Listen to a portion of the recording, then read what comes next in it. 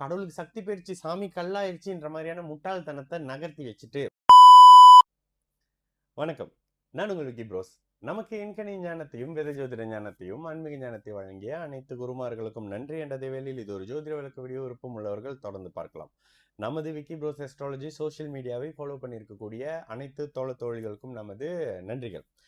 இன்றைக்கு கிரகணம் இந்த நட்சத்திரக்காரங்களுக்கு தோஷம், அந்த நட்சத்திரக்காரங்களுக்கு தோஷம், இது வந்துருச்சு அது வந்துருச்சு, அர்ச்சனை பண்ணுங்க, இப்படி பண்ணுங்க, அப்படி பண்ணுங்க. உண்மையிலே இந்த கிரகணத்துக்கு பின்னாடி என்ன இருக்கு? ஜோதிடத்துல வழிகாட்டியாக இருந்த சில விஷயங்கள் பயங்காட்டியாக மாறிடுச்சுன்றது தாங்க உண்மை. அப்படித்தான் பண்ணிக்கிட்டு இருக்கிறாங்க எல்லாரும். சரி, கிரகணம், சந்திர கிரகணம் பௌர்ணமி நாள்லயும் சூரிய கிரகணம் அமாவாசை நாள்ல தான் வரும். ஓகேங்களா? இந்த முறை வரக்கூடிய கிரகணம் மலேசியாலையும் தெரியும் அப்படின்ற மாதிரி சொல்லியிருக்கிறாங்க. மலேசிய நேரப்படி 4:41 PM இருந்து 10:24 PM, கிட்டத்தட்ட ஒரு 6 ஹவர்ஸ் கிட்ட, 5 மணி நேரம் கூட கிட்ட இந்த கிரகண அமைப்புகள் நிகழ்வு இருக்குன்னு சொல்றாங்க. அந்த மத்திம அமைப்புன்றது நீங்க பாருங்களேன், 4 மணிக்கு ஸ்டார்ட் பண்ணாக்கா ஒரு 6-7 மணி போல அந்த மத்திம அமைப்புன்ற மாதிரி இருக்கும். சரி, இது மலேசிய நேரப்படி. இந்த இடத்துல இந்த நட்சத்திரக்காரங்களுக்கு தோஷம் வந்துருச்சு, அந்த நட்சத்திரக்காரங்களுக்கு தோஷம் வந்துருச்சு அப்படின்ற மாதிரியான விஷயங்கள் இருக்கான்னு கேட்டா இதெல்லாம் சுத்தமான பொய்ங்க. ஓகே, அப்ப யாருக்குங்க கிரகணம் கிரகணம் பாதிப்பே இல்லையா?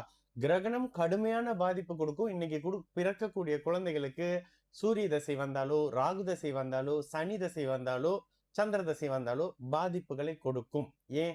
இன்னைக்கு பிறக்கக்கூடிய குழந்தைகளுக்கு இந்த கிரகண அமைப்புகள்ல பிறக்கிறாங்க அப்படின்ற காரணத்தினால. அதை தாண்டி மக நட்சத்திரக்காரங்க அர்ச்சனை பண்ணுங்க, இந்த நட்சத்திரக்காரங்க அர்ச்சனை பண்ணுங்க, அதெல்லாம் பண்ணா நல்லது நடக்குமா? கண்டிப்பா அர்ச்சனை காசு வாங்கிக்கிட்டு அர்ச்சனை பண்ணி கொடுக்குறவங்களுக்கு நல்லது நடக்கும்.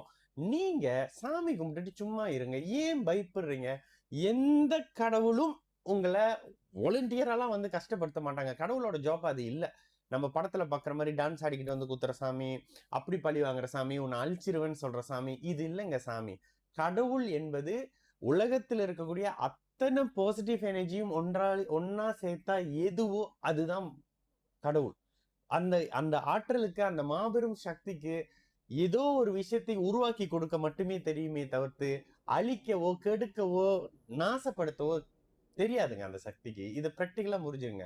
எல்லா இடங்கள்லயும் தெய்வத்தை பயம் காட்டி சம்பாரிச்சவங்க அதிக பேருங்க. ஜோதிடர்ல இருந்து, சாமியார்ல இருந்து, தியானம் கொடுக்கறவங்கல இருந்து எல்லாத்தையும். இதுதான் பிராக்டிகல். ஆமாவா இல்லையா அப்படின்றத பாருங்க. உங்களை ஏதோ ஒரு வழியில கடவுளை காட்டி பயமுடுத்திருப்பாங்க. இல்லைன்னு நீங்க சொல்லவே முடியாது. கடவுள் அன்பானவருங்க அப்படின்னு யார் சொல்றா? இப்படி கடவுள் பண்ணிரும், அப்படி கடவுள் பண்ணிரும், அதுக்கு இவ்வளவு காசு கொடுத்துரு, இவ்வளவு காசு கொடுத்துருன்றதுதான் எல்லாம் பேசுறாங்க. ஓகே, கிரகண டாபிக் வருவோம். பர்சனல் டாபிக் போக வேண்டாம். சரி, இந்த கிரகணம் யாருக்கு பாதிப்பு அப்படின்றத பார்த்துட்டோம்.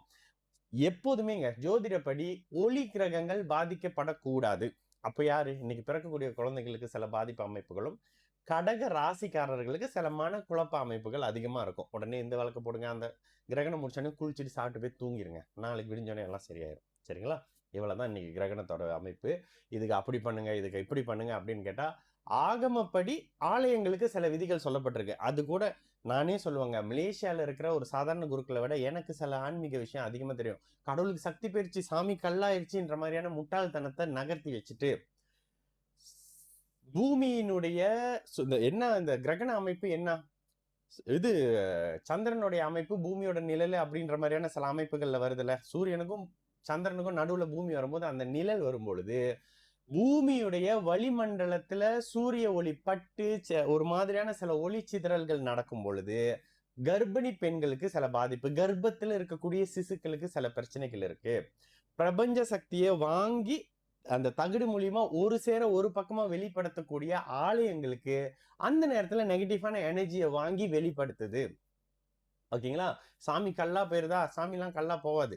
சாமி கல்லா போகணும்னாக்கா உலகத்துல சில விஷயங்கள் நடக்கவே நடக்காதுல்ல.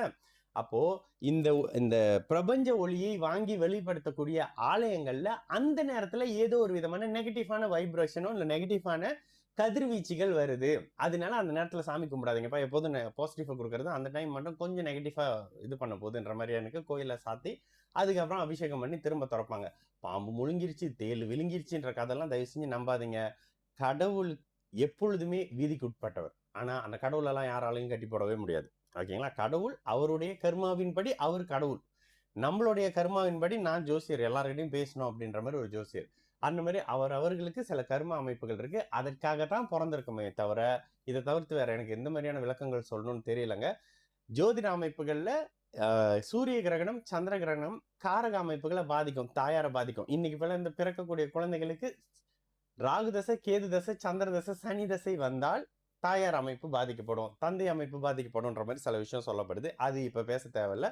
இன்னைக்கு பிறக்கக்கூடிய குழந்தைகளுக்கு அந்த அமைப்புகள் வந்தா அப்புறமா பார்த்துக்கலாம். ஸோ இதுதாங்க மெயினான விஷயம். இன்னைக்கு நடக்க முடிஞ்ச கிரகணம் முடிஞ்சானே நாளைக்கு சாமி விளக்கெல்லாம் கழுவிட்டு எப்போதும் சாமி கும்பிடுங்க. சரிங்களா? நான் உங்களுக்கு ப்ரோஸ் நல்லது நடக்கும், எல்லோரும் நல்லா இருப்போம். வணக்கம்.